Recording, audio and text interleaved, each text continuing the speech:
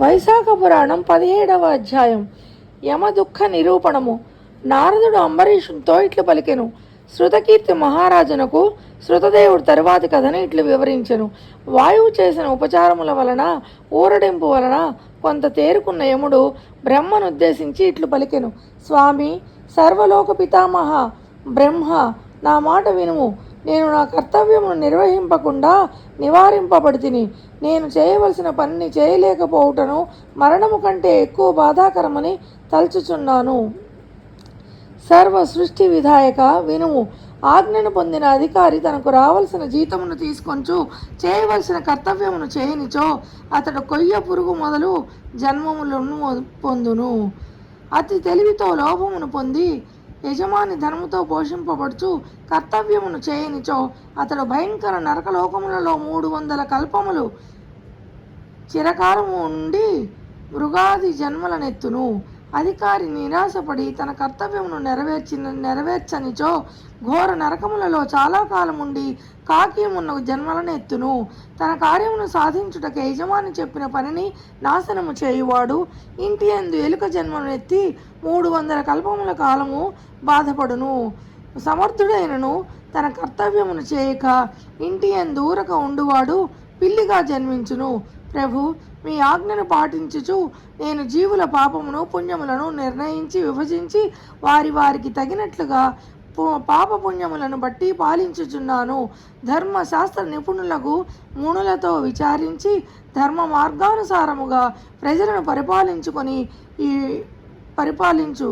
కానీ ఇప్పుడు నీ ఆజ్ఞ పూర్వములే పాటించలేని స్థితిలో ఉన్నాను. కీర్తిమంతుడు అను రాజు వలన నేను నా కర్తవ్యమును నిర్వర్తింపలేకున్నాను. కీర్తిమంతుడను ఆ రాజు సముద్ర పర్యంతము ఉన్న భూమిని వైశాఖ మాస వ్రత ధర్మయుక్తముగా పరిపాలించుచున్నాడు. అన్ని ధర్మములను విడిచిన వారు, తండ్రిని పూజింపని వారు, పెద్దలను గౌరవింపని వారు, తీర్థయాత్రలు మున్నగు మంచి పనులు చేయని వారు, యోగ సాంఖ్యములను విడిచిన వారు, ప్రాణాయామం చేయని వారు, హోమమును స్వాధ్యాయమును విడిచిన వారు, మరి ఇంకనూ పెక్కు పాపములను చేసిన వారు, ఇట్టి వారందరూ వైశాఖ మాస వ్రత ధర్మములను పాటించి వారి తండ్రులు తాతలతో పాటు విష్ణులోకమును చేర్చున్నారు. వీరే కాదు, తండ్రులు తాతలు తల్లులు వీరును విష్ణులోకమును చేర్చున్నారు. వైశాఖ వ్రతమును ఆచరించిన వారి భార్య వైపు వారును, తండ్రి వలన ఇతర స్త్రీలకు పుట్టిన వారు వీరందరూ నేను వ్రాయించిన పాప పట్టికలోని యమపాపములను తుడిచివేయినట్లు చేసి విష్ణులోకమును చేరుతున్నారు. ఇట్లి దుఃఖములను చూడగా నా తల పగిలిపోచున్నది. సామాన్యముగా ఒకటి చేసిన కర్మ ఒకటికే చెందును. దాని వలన పుణ్యపాపములలో ఏదో ఒక దాన్ని వాడు అనుభవించును. కానీ వైశాఖ మాస వ్రతము ఒకడు చేసినచో అతడే కాక వాని తండ్రి వైపు వారు, తల్లి వైపు వారు, మొత్తం 26 తరముల వారు చేసుకున్న పాపములను పోగొట్టుకొని విష్ణులోకమును చేరుతున్నారు. వీరు కాక వైశాఖ వ్రతమును చేసిన వారి భార్యల వైపు వారు, భర్తల వైపు వారు విష్ణులోకమును చేరుతున్నారు. చూసారా, వైశాఖ మాసంలో చేయాల్సిన స్నానాదులు, పూజ, జపాలు చేస్తే ఎంతటి వాళ్ళకొక్కళ్ళకే కాక వాళ్ళ బంధుమిత్ర సపరివారం అందరికీ కూడా పాపాలన్నీ పోయి పుణ్యాలు వస్తున్నాయట, విష్ణులోకాన్ని చేరుతున్నారట. ఈ వైశాఖ వ్రతమును చేసిన వారు ఎట్టి వారైనను నన్ను కాదని కనీసం 21 తరముల వారితో విష్ణులోకమును చేరుతున్నారు. 21 తరాల వారికి విష్ణులోకానికి పొందే అర్హత వస్తుందట. ఒక్కళ్ళు చేస్తే ఆ తరంలో ఒకళ్ళు కనుక వైశాఖ మాస వ్రత విధానం చేస్తే 21 తరాల వాళ్ళు విష్ణులోకాన్ని పొందుతున్నారట. యజ్ఞ యాగాదులు చేసిన వారును వైశాఖ వ్రతం చేసిన వారి వలె విష్ణులోకం చేరటం లేదు. అంటే యజ్ఞాలు యాగాదులు వేరే పూజలన్నీ చేసిన వాళ్ళు మాత్రం వెళ్ళటం లేదు. కానీ వైశాఖ వ్రతం ఒక్కళ్ళు చేస్తే వాళ్ళ తాలూకు 21 తరాల వాళ్ళందరూ విష్ణులోకాన్నే చేరుతున్నారట. చేసిన వాళ్లే కాకుండా 21 తరాల వాళ్ళు కూడా చేరుతున్నారట.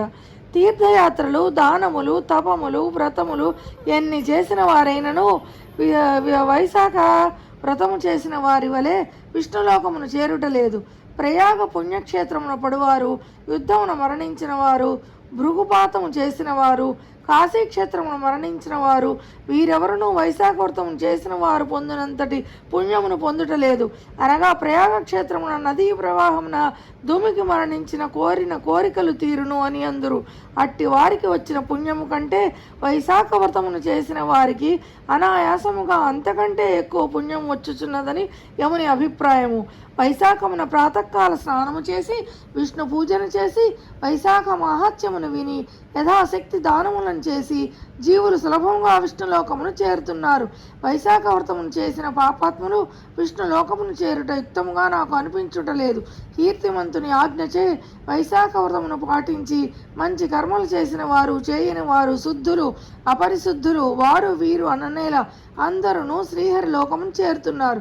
సృష్టికర్త జగత్ప్రభు మీ ఆజ్ఞను పాటించుచున్న నన్ను నా పని చేయనీయక అడ్డగించిన వారు నాకే కాదు మీకును శత్రువులే.